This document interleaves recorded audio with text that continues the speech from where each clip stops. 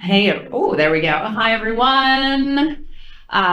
David, look at us. Here we are on the stage of the Broadbent Institute together. I know what it means. When Jen was walking up the stage, she said, "Good luck." I saw your interview with Bashi Capellas earlier, so I know how to go hard on. Yeah, totally good. I am so delighted to be here in this conversation, and you might think, oh, it makes sense. Megan Leslie and David Eby probably know each other from like a NDP convention or a Broadbent Congress. I have known David Eby for 22 years and 20 days.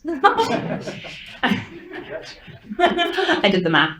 And I know the day because I started at Dalhousie Law School. I was an activist, and I thought, oh, maybe a law degree could help me understand how to be in the world as an activist, use the law as a tool for change. And I had never met a lawyer. I didn't know why I was there. I was really worried about what I got myself into. And orientation day, I went on the bus to Peggy's Cove to see the iconic Peggy's Cove Lighthouse, and I sat beside this guy, this nice guy, and I was like, Who was it?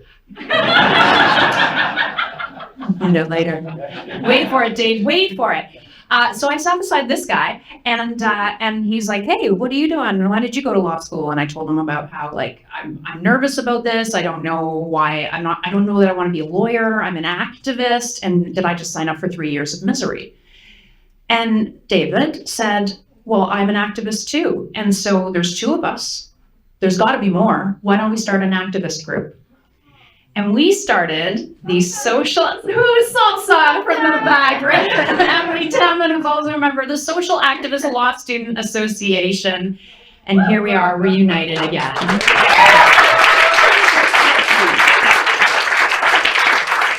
I think that you'd have been the peak of your career.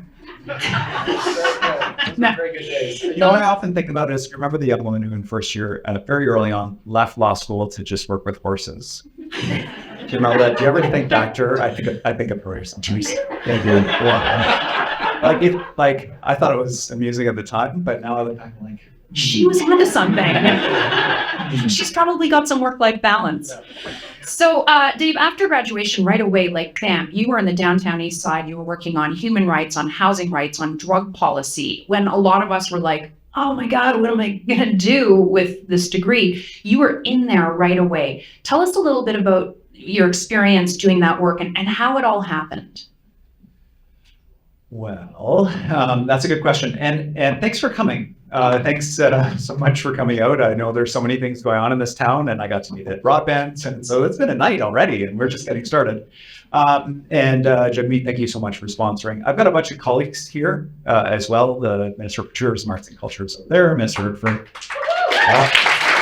If you wonder who the coolest government is in Confederation, the Minister for Jedi is here. Jobs on the production of the Confederation is here. We had others here eventually. Good. Great day. Thank you. So it was a bumpy start getting to the downtown side. I articled with the Federal Department of Justice, and the saying that I used to have when I worked there was all the right issues, all the wrong sides. So I worked in immigration. The job was deporting people, and I worked. There was one department that I did enjoy working in, which was the tax department. Maybe a sign. I think it was the coolest department. In the Department of Justice, it was very strange, but it was you got to be court. It was a nerdy lawyer reason. It was interesting, but I worked briefly as a drug prosecutor, which was officially gave me the worst day I ever had as a lawyer, doing prosecution of a young Indigenous woman who had gone into a no-go area in violation of her court order related to her crack cocaine addiction, and so it was those moments on those files where it was awful and just so out of line with why I went to law school. But the best people are the best people. But anyway, it wasn't a straight ride to working the law job of my dreams. Call ceremony. I'd been volunteering with this group at the Legal Society. The founder, a guy named John Richardson, he had 2 earrings, he had shaved head, he had a goatee. He was wearing jeans and a t-shirt. Everyone's in their robes at the call ceremony. It's a proud moment for parents. The judges are there. It's like, this is a very honored profession. You all swear the oath. Afterwards, this guy's there, and my mom is there, and she's so happy. Her son's a lawyer, earning a decent salary, finally, independent. It's exciting. And John writes on the back of the program, housing lawyer, 6 months, $12,000, job offer. And I was so excited, I cried, and my mom cried as well. And it set me off. It was. I learned so much in the downtown east side from that community. I'm eternally grateful to the people who taught me about listening to community and not thinking you know what's best for people, and then being their advocate for change for better. So I could tell you a lot of downtown east side stories, but the main one was an education of me by a bunch of people that had some of the greatest struggles of any Canadians that you can imagine. And they took the time to help me be a better lawyer, a better person, and ultimately a better politician. I watched your career from the other coast, and I always really admired how you were able to truly get things done for people while fighting for rights, human rights, for housing rights. And you also, know how to get things done. You also know how to win. Hey, you're the premier. Congratulations. And I don't know if folks remember, but David is actually, he challenged the premier of British Columbia in her riding. Man, what a story. And everybody loves an underdog story. But you're no longer the underdog. You are the premier. You have very serious issues on your plate. And when I think about us who support progressive policies, there's housing, there's healthcare, there's education, there's labor, there's criminal justice reform. Like, it's very long. And we all want it done yesterday. So how do you prioritize those kinds of competing interests? Well, for us in British Columbia, the philosophy that I bring to the job, that my colleagues bring to the job, is we have to deliver on the basics. If we're not delivering on the basics for people, you can have all the best policy ideas in the world. People will not give you the license to implement them. If they can't find a decent place to live that they can afford, if their community is not safe, if they can't find a bus that they can actually get onto because they're all full, if they can't find a doctor or they can't get the healthcare they need, like, if you're not delivering on those basics, then it doesn't matter what your party flag is, you will not be successful in politics. So the main animating principle of the government right now is what matters to people. And how can we're not going to solve all the problems. We're not going to solve the housing crisis, the opioid crisis, the healthcare challenges that we're seeing nationally, global inflation. We're not going to solve all those issues in British Columbia between now and the next election, between my swearing in and the next election. But we can put meaningful signposts in the ground of where we're going, things that people can see and touch and feel, that they see, okay, I can see that there's going to be a future for myself in British Columbia. I can see that my family's going to be able to get a doctor, get the healthcare we need. And so it makes it very easy to prioritize when people's priorities are your priorities, and your goal is to deliver in ways that they can see and that are real for them, and that you're not distracted by, what's the latest lobbyist who shows up, or it's someone has issued a report that has a sort of compelling policy suggestion on this. It really focuses the mind, and it's necessary in government, and that allows us to do when we're showing progress, that allows us to do the other things, which are really nice. When people's priorities are your priorities, perfect. And you have a really long history in housing. I want to ask you about housing, because we are talking a lot about housing here in Ottawa and in Parliament. And I find that the discussion gets reduced to, on the one hand, sort of this old model that we're used to about affordable housing, public housing, cooperative housing. On way over here, it's about, let's get government out of the way and let developers run free. You and I got together recently, and I asked, what's one of the things you're proud of? And you said housing. And David, you are doing such innovative and interesting things in housing in BC. And I think we can learn from that. Tell us about some of the things that you're working on. Well, I think that, I don't think this. We all know that crisis brings change, right? Crisis is a moment where people are open to solutions they might not otherwise be. We are in the front lines of the housing crisis in British Columbia. We added 250,000 people to our province in the last 2 years alone. Wow. Housing was already a challenge in British Columbia before that. Hello, John. And that creates the opportunity for really innovative and breakthrough things.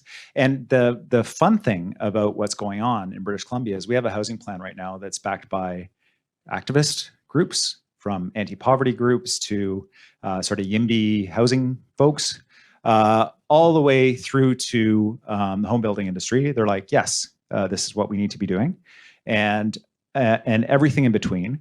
And the reason is that there's such a pressure cooker on this, and people are looking for solutions, and people are willing to come together. It's things like, we have public land. Let's use that land to build housing that people can actually afford to buy, to rent. We have authorities within the provincial government to speed up approvals of housing that's needed. Let's use those authorities. Let's be aggressive about that. Let's support municipalities in doing a study of the kinds of housing they need, and work with them to set targets to hit those housing needs study levels, and provide them with the infrastructure support that they need to support that housing. Let's work with First Nations. We have like the most unbelievably exciting development in partnership with Indigenous people in Metro Vancouver that will be world leading, and I can't talk about tonight. But this kind of approach is not new. Like this is the other part. It's when we release these pieces, when we introduce the legislation, when we build on public land, when we do this kind of intense government involvement in delivering housing, people are like, wow, that's really different. That's a different kind of approach. It's back to the future, right? It's wartime housing that was built by government for returning veterans. In Vancouver, it's the South False Creek district around, it was sort of a demonstration site around Expo 86, I think, or 70, in the 70s. I don't even know why it happened, but just co-ops and government was very involved in doing these co-op housing and a mix with affordable, attainable market housing, and things that just haven't happened for a generation. Right. And we've forgotten about them. We lost our way on it. Yeah. And so when I go to Seoul and in Korea, and they're like, yeah, we have a housing authority and we use public land and we build this workforce housing. Yeah, of course we do. You go to Singapore, this little island with so many people, and they're like, yeah, of course, we've got this massive development industry as part of government, our arm, where we build housing for Singaporeans so they actually have a chance at home ownership. Yeah, of course, like we couldn't do this any other way. Mm-hmm. Like, what do you do? It's like, well, our government for 16 years, just expected the market to deliver the housing for British Columbians, and what we ended up with was 85 units of student housing in 16 years. Oh, we have one student housing development that's 100 units, so we're already in one. We're building 8,000, right? And so it's a shift of philosophy and one that's long overdue, and it is unfortunately and necessarily innovative in Canada, but it is not in itself innovative. It's a return to where we should be for people. And there's a role for government. People don't have to fend for themselves. Yeah. That is, and we were introduced as the social democratic government in Canada. I believe that government can be a force for good in the world, that we can do things to support people and take action, and we don't have to just take whatever happens to us, right? And and we can work together to deliver that, and we're proving it out. Thanks. For Broadbent Institute folks, I'm going to go just a couple more minutes before we go to the floor. So don't panic. I'm watching the clock. David, I see what you're doing out in BC. I'm very excited. When the news crosses the Rockies, which is not often, but I'm like, woo, way to go. You're doing it out there. It's very exciting. I have to admit, there are moments from time to time where policies have caught me by surprise as a fellow progressive, in particular, some of your policies around public safety. The positions you've taken, I've thought, well, that wouldn't have been my instinct to go that route. What am I missing here? Can you explain from your perspective where you need to be as a premier and as a government on some of these really important public safety issues? Yeah, thanks. So it's been very interesting in terms of what has been controversial and what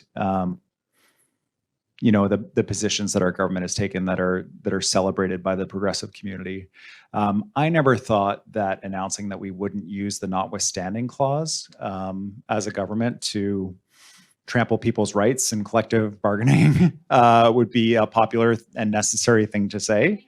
But yeah, we said that, right? And yeah, we got a round of applause for us. Like, that was because that used to be like just sort of taken as given. And then there were some discussions on Ontario. I didn't think that we would be in BC revisiting the rights of LGBTQ kids and communities in our province. This was the SOGI education initiative, was introduced by our center-right BC Liberal Party and supported by government. We moved past those discussions more than a decade ago. And now that same party, although they've changed their name, isn't quite sure about it. And then the Conservatives are outright opposed. And we're actually, so to say that we support those kids, we want them to be safe in school. We don't want them to feel under threat. Feels edgy and progressive, but like, man, that's where we were 10 years ago. So that kind of stuff is nerve-wracking. On the public safety issue that you're asking about, we have a really serious issue in British Columbia, and I'm not sure what it looks like all across the country. I know there are people here from across Canada. I know Ontario has struggled with this. I know Alberta has struggled with it. People committing violent offenses that then go to court, and they are evaluated by the court. The prosecutors ask for detention, and the court releases them back into community, and then they commit another violent offense. And there have been several very high-profile and repeated incidents. And the recurring theme is that the federal bail reforms inadequately considered this possible outcome of reforms that were made with the best of intentions to address over-incarceration of particular groups, especially Indigenous people in our country. So we've taken a different approach. We have Indigenous justice centers that we have funded across the province. We've opened, I think we're about 7 or 8 now. There's going to be 15 by the time we're done. These are centers across the province where people in contact with any aspect of the justice system who self-identify as Indigenous can go, and there's wraparound services and supports to interrupt that cycle of in and out of jail. And we've also, in line with taking care of the basics, are responding to people's very real concern about our justice system that has people who, for whatever reason, are violent in community, are arrested, and then released back to community to be violent again. And so the bail reform was necessary to address that issue, but we don't do it in the absence of recognizing what the intention of the original reform was and wanting to be able to deliver on that and address that overrepresentation in a different way that both protects community and actually results in an outcome where a person's supported to, if it's a relationship, if it's an addiction issue or mental health issue, a housing issue, a support that's needed, they can actually get what they need to get out of that system instead of being released back with no supports. Yeah, thanks. There is a roving mic from Broadbent Institute right here. So put up your hand if you have a question. And while you're thinking about putting up your hand, I'm going to ask another question, Dave. Okay, we got some questions over here.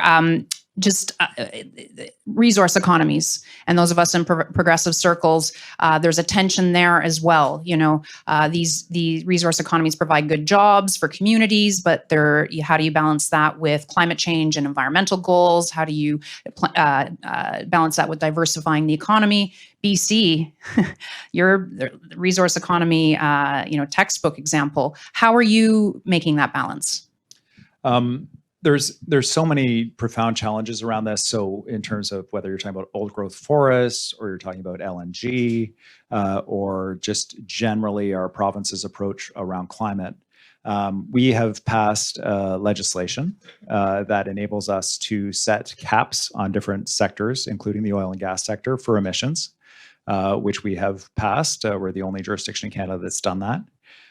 We are currently putting in place those emissions caps to hit our 2030, 2040, and 2050 targets to get to net zero.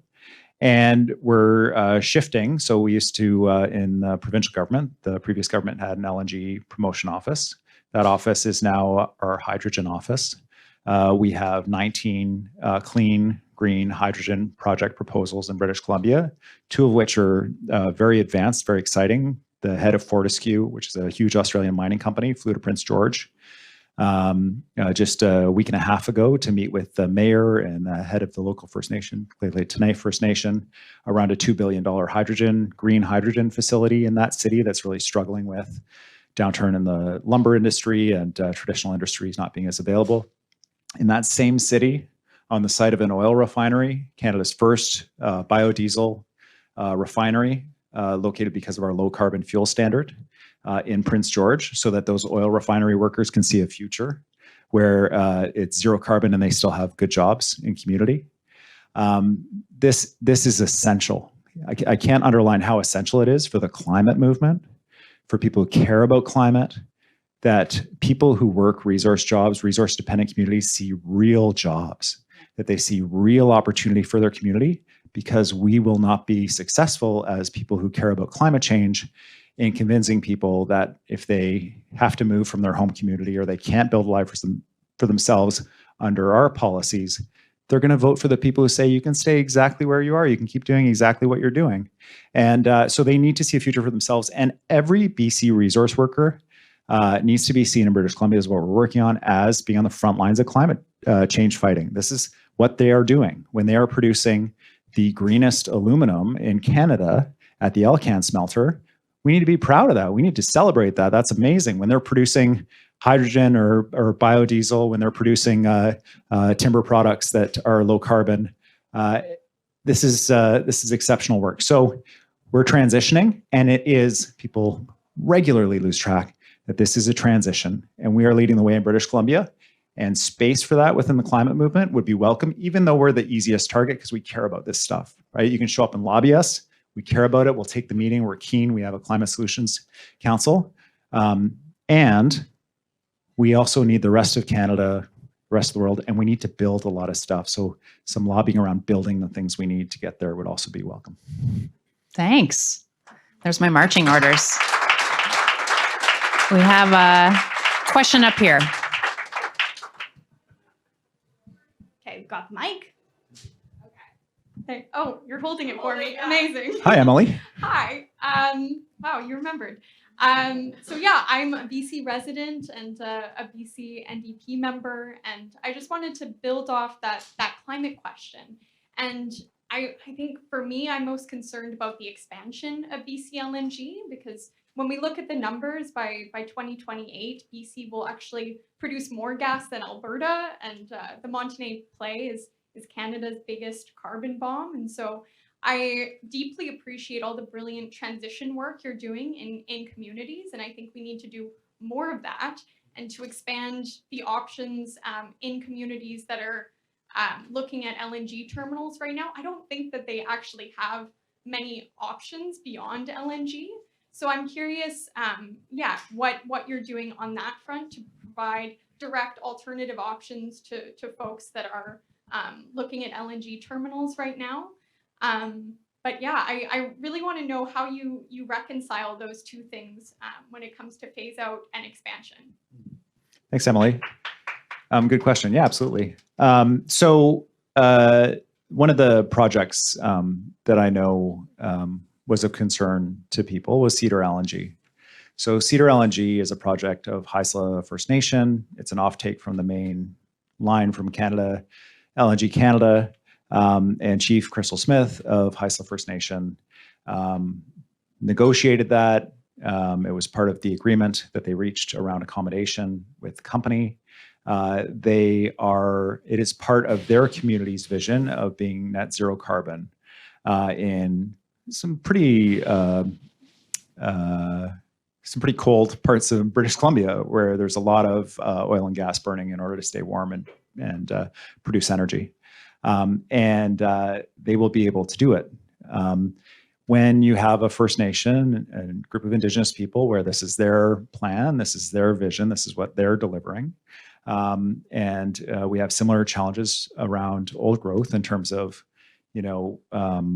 we have set as a requirement as a government that we have Indigenous consent around whatever we do in the forestry industry.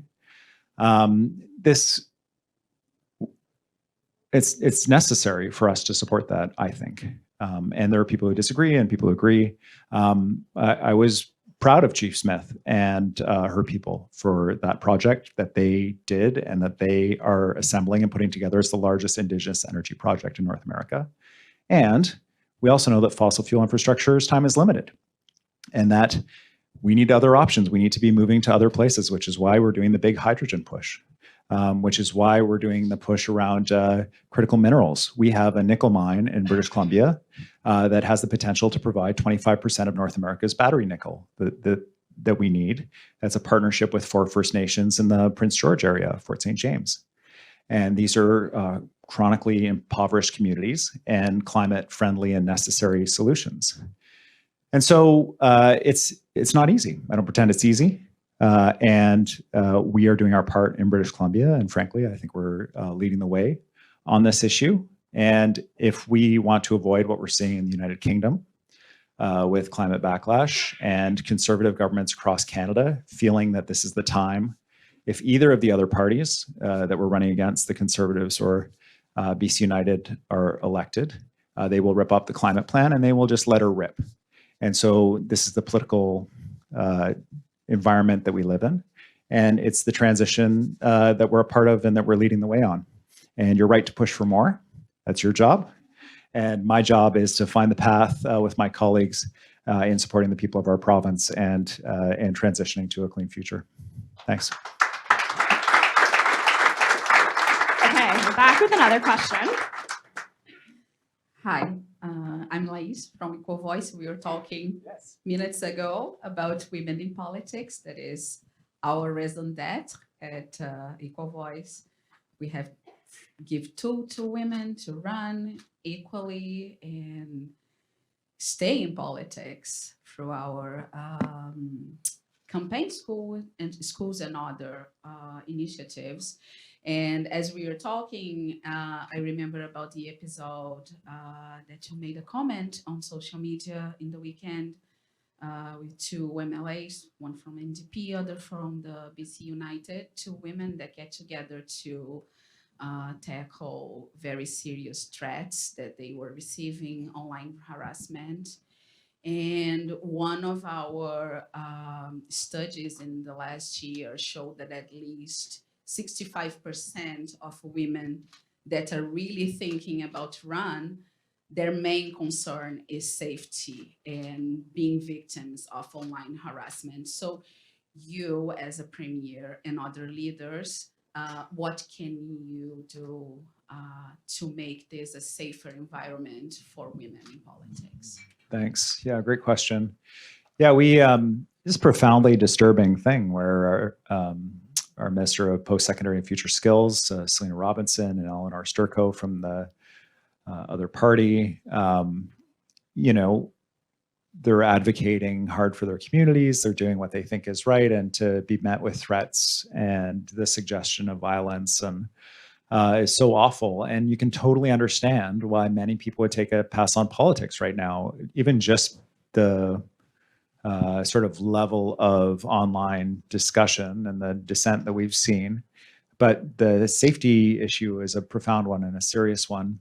We have a couple pieces. First of all, as a party, we made a commitment a while ago to ensure that our caucus would be representative of the population. And we're actually just revisiting the equity mandate right now to ensure it's fully inclusive. But the product of it is a caucus that is half men and half women, and a cabinet that is majority women, and the most diverse caucus in the history of British Columbia. Many groups who were excluded from even voting represented among our MLAs. And so having more women elected is one key piece, and I want to thank you for your work on that. The other is within our own parliament, we have a working group coming out of some comments made by Melanie Mark, the first First Nations woman to be elected. It was elected and served as minister in our government and recently left politics. On her way out, she said, "This place was never safe for me. It was not safe for me. I felt constantly under threat. And you need to do a job to address that in order for other people to follow in my footsteps in the work that we need to do." And so we have a working group through the Speaker's office represented by all parties of how we ensure that the workplace is there is harassment within the political world that's tolerated as normal that would never be acceptable in any other workplace in the world ever. Like, it just would not be okay to yell at somebody at their workplace. And this happens regularly in politics. And so that's our house. And then outside of our house, making sure that Crown Council have the training they need around harassment and online harassment. They do that as a quasi-independent branch of government. We support them financially in being able to do that work so they can support women through criminal processes around this as well. There's a lot more work to do, but I want to thank you for raising the issue. It's so important. Thank you.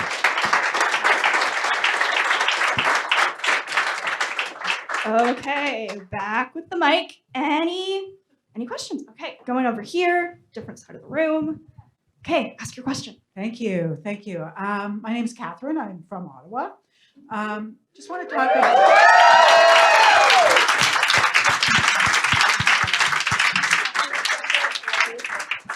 I'm with my people tonight. Just want to kind of shift to municipalities, of course, and you did raise housing, homelessness. And as you know, in your province, as much as this, homelessness is on the front lines. Municipalities are on the front lines. So I just want to ask you about your approach and I know that you've got the amazing Lisa Helps, with you. But how do you see your government supporting municipalities so that the approach to people living in encampments is both a human rights-based approach so that we are able to recognize their human rights to exist, and of course, we know that they're overrepresented by Indigenous people, but also at the same time not allowing shelters to become de facto housing, which I believe they have become, and encampments to become de facto shelters. So a bit of a push and pull, but I think that with good governance and that human rights-based approach that we can get there. So I just wonder what it is, how you see yourself kind of getting to that end point where we're just, looking down the rungs and actually housing people. Yeah, great question. And yeah, you got some friends here. Or everyone's just psyched about Ottawa, one or the other. I just see behind you our housing minister, Ravi Kahlon. So if any of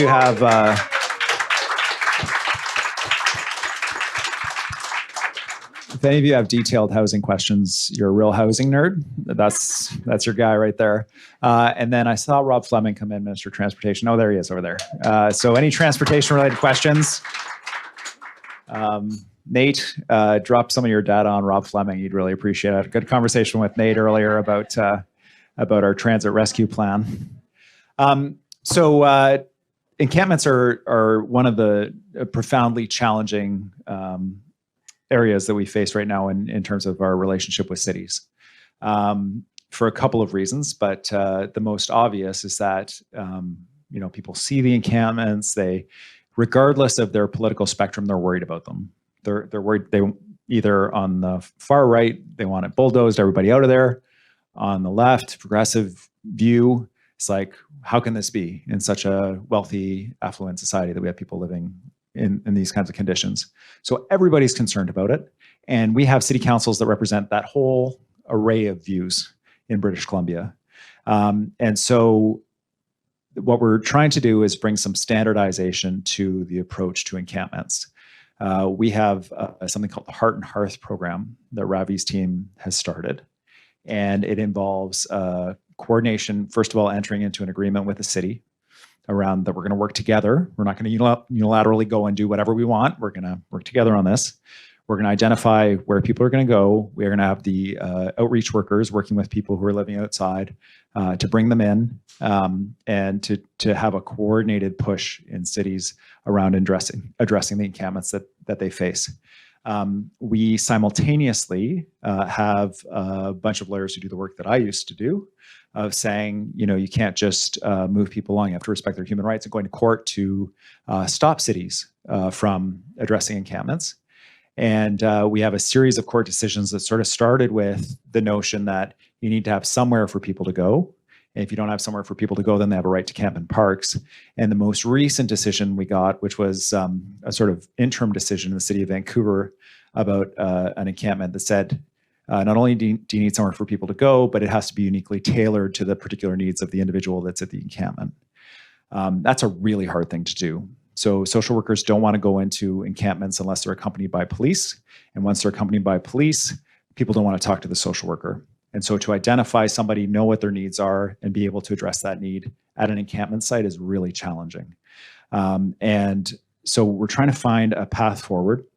We'll be introducing some legislation that recognizes the human rights of people, that there needs to be dignified shelter in place, that there needs to be a path to permanent housing, and that sets out the route for the courts and for local governments and for the province, which puts the pressure on us to be able to provide these things. So it's a challenge, but there are a number of pieces that we're putting in place to be able to respond to it, because right now we're in the worst of all worlds, where we're unable to address the encampment through an injunction. And so people say, well, if and frankly, it can come to a place where, well, the government's just afraid to do this because there are a bunch of bleeding hearts and this and that. It runs the risk of electing conservative governments and that just move people around or posit easy solutions. So we need to address them. We need to do it in a way that's compassionate, recognizes the right to shelter, and that's what we're doing. And beyond that, the people who stay in the shelters, that they move from the shelters into the housing, because we also have a situation where people understandably aren't that keen about going to a shelter if they can tent in a park, which is a weird incentive to have, right? We need to ensure that there's a path out of the shelter. Otherwise, why would you go to a shelter? So you go to the shelter, you go into the housing that Rabi's ministry is building, hundreds and hundreds of units across the province right now.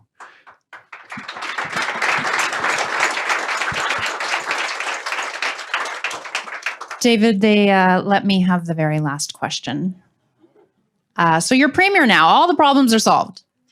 Yeah.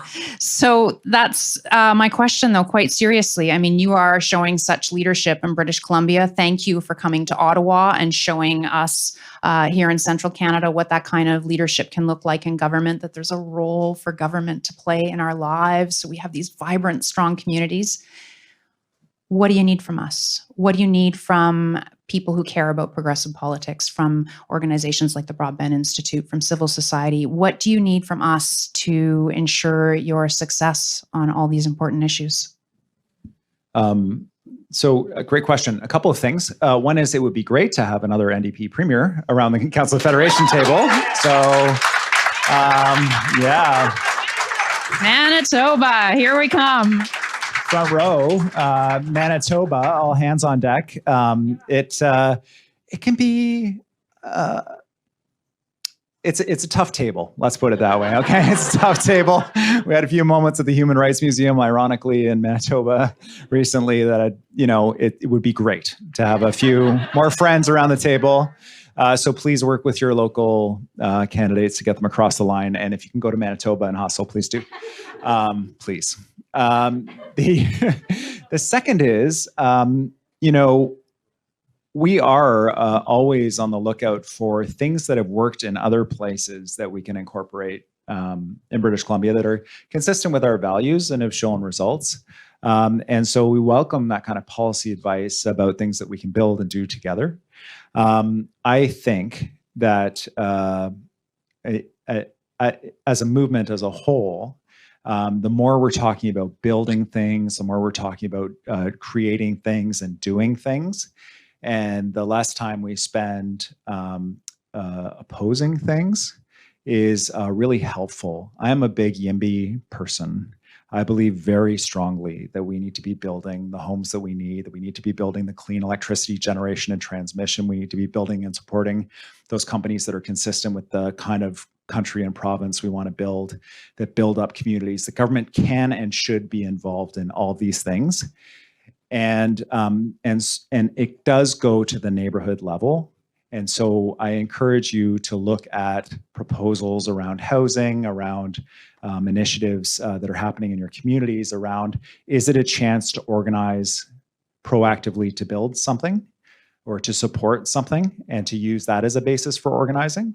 I am guilty of, in previous lives, organizing around opposing things. And it's easier to bring people together around opposing something because you don't have to agree on what should be there in its place. I think that it's a big overlooked opportunity for us about building more stuff. I am a big believer in a bright future for us, but we can't get there without creating it and actually doing physical things in the world and constructing them. So, and doing it with union labor, doing it with human rights standards, doing it with environmental standards, and literally building the kind of province and countries we want and cities we want to see. David Eby, thank you for coming here. Thank you for your leadership. Let's give him a round of applause. At Broadbent, thank you for hosting us. Thanks.